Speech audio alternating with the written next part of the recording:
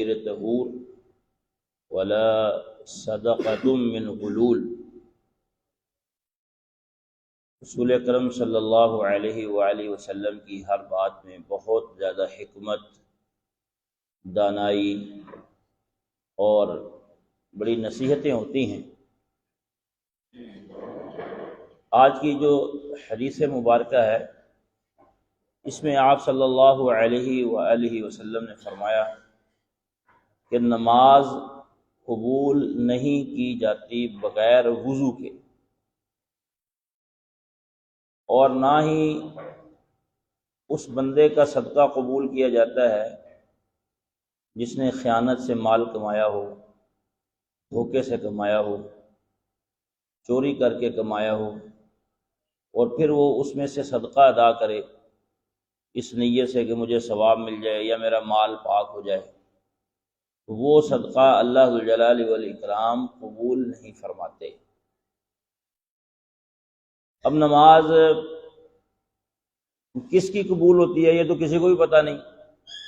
لیکن یہاں پہ اس کا مطلب یہ ہے کہ جس نے وضو نہیں کیا وہ نماز پڑھ ہی نہیں سکتا، کھڑا ہی نہیں ہو سکتا، وہ نماز کے لیے تیار ہی نہیں ہے، اس کے لیے نماز کے لیے کھڑا ہونا جائز ہی نہیں ہے۔ بلکہ ابو داود میں حدیث ہے، حدیث کی ایک کتاب ہے، اس کا نام ہے ابو داود۔ اس میں رسول اللہ صلی اللہ علیہ وسلم نے یہ طریقہ بتایا کہ اگر کوئی بندہ نماز پڑھ رہا ہے، دوران نماز اس کا وضو ٹوٹ گیا، ہوا خارج ہو گئی، تو وہ اب صف میں کھڑا نہ رہے کہ کہیں لوگ کو پتہ ہی نہ لگ جائے، لوگ کیا کہیں گے، اس طرح وہ نہیں کر سکتا، بلکہ فرمایا کہ وہ اپنا بایاں ہاتھ اپنے ناک پہ رکھے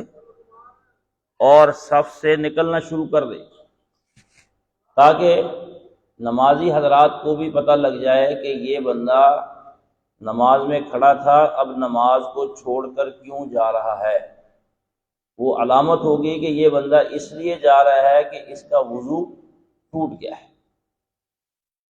اب جیسے تمام معاملات میں ہوتا ہے نا، ہم یہاں پہ بھی کچھ لوگ ہم سے یہ مسئلہ پوچھتے رہتے ہیں کہ چلو بندہ ابھی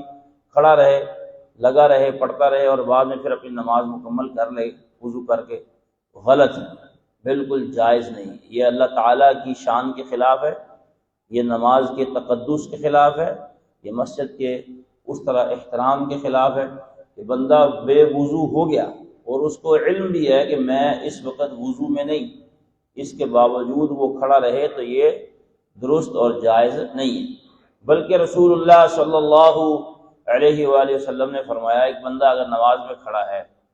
نماز پڑھ رہا ہے، وضو کیا، اس نے استنجا کیا، وضو کر کے نماز پڑھ رہا ہے، تو اب دوران نماز اگر اس کا پیٹ بوجھل ہو گیا، اس کو محسوس ہو رہا ہے کہ مجھے قضائے حاجت پر جانا ہے، پیشاب آ گیا یا پیٹ میں اس کے گڑبڑ شروع ہو گئی، تو اس صورت میں بھی وہ اپنی نماز کو جاری نہیں رکھ سکتا۔ ولا هو يدافعه الاخبثان، یہ پیشاب یا قضائے حاجت اس کو اگر ہو رہی ہے تو ایسی صورت میں بھی وہ بندہ نماز کے لیے کھڑا نہیں رہ سکتا، بلکہ اس کو چاہیے کہ وہ فوراً اپنی نماز کو ختم کرے اور جا کے اپنے آپ کو پاک کرے، یعنی واش روم جائے اور وضو کرے اور نماز کے لیے آ کے کھڑا ہو جائے۔ اب اس کا طریقہ کار کیا ہے؟ یہ نہیں ہے کہ جتنی نماز اس نے پڑھ لی ہے وہ پڑھ لی، نہیں، جب اس نے 2 رکعتیں پڑھی ہیں تو اب دوبارہ جب جا کے وہ شروع کرے گا تو وہ شروع سے نماز شروع کرے گا۔ ایسا نہیں ہے کہ وہ کہے جی میں نے 2 رکعتیں پڑھ لی ہیں، اب 2 رکعتیں میں تیسری اور چوتھی پڑھ لوں، نہیں، بلکہ اس کی نماز وہاں سے کینسل جب ہو گئی تو سمجھ لیجئے کہ اس کی ساری ہی نماز کینسل ہو گئی ہے، اب اس کو دوبارہ سے پڑھنی ہوگی۔ تو کیا مطلب ہے کہ اللہ تعالیٰ کے سامنے نماز کے لیے بغیر وضو کے بندہ کھڑا ہو ہی نہیں سکتا، نماز کے لیے کھڑا ہی نہیں ہو سکتا۔ یہ مطلب ہے اس کا کہ اللہ قبول نہیں فرماتے۔ ایک ہے نا بندہ اس نے وضو کیا، اس جا کے نماز پڑھی، ہم سب نے پڑھی، اب کس کی قبول ہے، کس کی کیا نیت ہے، اس کو صرف اللہ جانتا ہے۔ لیکن یہ والا بندہ جس نے وضو کیا ہی نہیں، یا اس کا وضو ٹوٹ گیا، یا اس طرح ہو رہا ہے کہ اس کو مشکل سی محسوس ہو رہی ہے اپنے پیٹ میں، تو یہ بندہ تو اس کو تو نماز پڑھنی نہیں چاہیے۔ اس صورت میں اس کو چاہیے اپنی نماز کو ختم کرے اور دوبارہ سے جا کے اچھے طریقے سے وضو کرے، فریش ہو، اور پھر آگے وہ نماز کے لیے کھڑا ہو جائے۔ تو لا تقبل صلاۃ بغیر طہور، اسی کے اوپر ہم نے پچھلے درس کے اندر وضو کا مکمل طریقہ سیکھا تھا۔ تو اس کے آخر میں جو تھا کہ آخر میں ترمذی میں حدیث ہے، اللہ کے رسول صلی اللہ علیہ وآلہ وسلم نے وضو کا طریقہ جبریل علیہ السلام سے سیکھا۔ سوال یہ ہے کہ کیا میں بھی ابھی اس بات پہ ہوں کہ میں نے بھی وضو کا طریقہ سیکھ لیا ہے؟ دیکھیں، یہ بات تو ہم سب جانتے ہیں کہ کوئی بھی کام ہے وہ بغیر سیکھے نہیں آ سکتا۔ تو وضو کا طریقہ کیا کس سے سیکھا ہے؟ تو ہمارے ذہن میں یہ بات رہنی چاہیے، جب رسول اللہ صلی اللہ علیہ وسلم نے وضو کا طریقہ سیکھا، نماز کا طریقہ سیکھا، حج کی باتیں ہمیں سکھائی ہیں اللہ تعالیٰ سے سیکھ کر، اللہ تعالیٰ نے ان کو بتائیں، انہوں نے ہمیں بتا دیں، تو ہمارے لیے بھی یہ ایک مشعل راہ ہے کہ ہمیں بھی دین کی باتیں سیکھنی چاہیے۔ جب ہم یہ سمجھتے ہیں کہ کوئی بھی کام بغیر سیکھے نہیں آتا، ایون کہ بندہ کاؤنٹر پہ بیٹھ کے پیسے لینا بھی بغیر سیکھے نہیں کر سکتا، کوئی بھی کام ہے جب تک ہم سیکھیں گے نہیں، ٹائم نہیں دیں گے، اہمیت نہیں دیں گے، تو ہم اس کو نہیں کر سکتے اچھے طریقے سے۔ تو دین سب سے زیادہ حقدار ہے، جو ہمارے لیے ہر جگہ پہ کام آنے والا ہے دنیا اور آخرت میں، وہ زیادہ حقدار ہے کہ اس کو ہم سیکھیں اور اس کو ہم ٹائم دیں۔ تو جب وضو مکمل کر لیا تو پھر آخر میں تھوڑا سا پانی اپنے ہاتھ میں لے کر اپنی شلوار کے اوپر چھینٹے مارنی۔ یہ اس کے لیے نہیں ہے جس کو پیشاب کے بعد لوگوں کو یہ بیماری ہوتی ہے کہ ان کو پیشاب کے بعد پیشاب کے خطرات آتے ہیں، یہ ان کے لیے نہیں ہے، یہ وضو کے طریقے میں یہ بات شامل ہے کہ ہم وضو جو ہے جب کریں گے آخر میں تھوڑا سا پانی لے کر رسول اللہ صلی اللہ علیہ وآلہ وسلم اپنے جو ہے وہ شلوار کے اوپر ہلکے سے چھینٹے مار لیا کرتے تھے۔ وضو یہاں پہ مکمل ہو گیا، پھر اس کے بعد دعا ہے انشاءاللہ العزیز، وہ آپ پڑھ لیں، وہ ہمیں انشاءاللہ العزیز یاد ہونی چاہیے۔ رسول اللہ صلی اللہ علیہ وآلہ وسلم نے ارشاد فرمایا، جس بندے نے صحیح وضو کیا، مکمل وضو کیا، اچھے طریقے سے اس نے وضو کیا۔ صحیح، مکمل اور اچھے طریقے سے وضو کرنے کا مطلب یہ ہے کہ اس نے اپنے جسم کے وہ اعضاء جو وضو میں ہم دھوتے ہیں اچھے طریقے سے مل مل کے دھوئے، تاکہ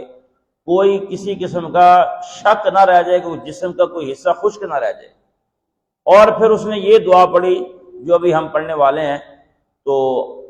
اس شخص کے لیے اللہ تعالیٰ اپنی رحمتوں کے ذریعے جنت کے 8 دروازوں کو کھول دیتے ہیں۔ اور پھر جب بندہ نماز کے لیے کھڑا ہوتا ہے اور اس نماز میں اس کا دھیان صرف اللہ کی طرف ہو، ادھر ادھر دائیں بائیں کاروبار، حساب کتاب، دنیا کی باتوں سے اپنے آپ کو پاک کر کے اللہ کے حضور اپنے آپ کو کھڑا کر لے، تو رسول اللہ صلی اللہ علیہ وسلم نے فرمایا اگر وہ 2 رکعتیں بھی پڑھتا ہے تو ان 2 رکعتوں کی وجہ سے اللہ ذوالجلال والاکرام اس بندے کے زندگی کے پچھلے تمام گناہوں کو معاف فرما دیتے ہیں۔ تو دعا ہم جو ہے وہ پڑھ رہے ہیں، انشاءاللہ آپ میرے ساتھ ساتھ دہرائیں گے تاکہ یہ دعا تھوڑی سی ہم یاد بھی کر لیں، یاد ہوگی انشاءاللہ بہتری آ جائے گی۔ اشہد ان لا الہ، پڑھ لیں بھائی جان، پڑھ لیں انشاءاللہ بہتر ہو جائے گی۔ اشہد ان لا الہ، یہ نون نہیں پڑھنا، نون لام کے اندر مکس ہو جاتا ہے۔ اللہ الہ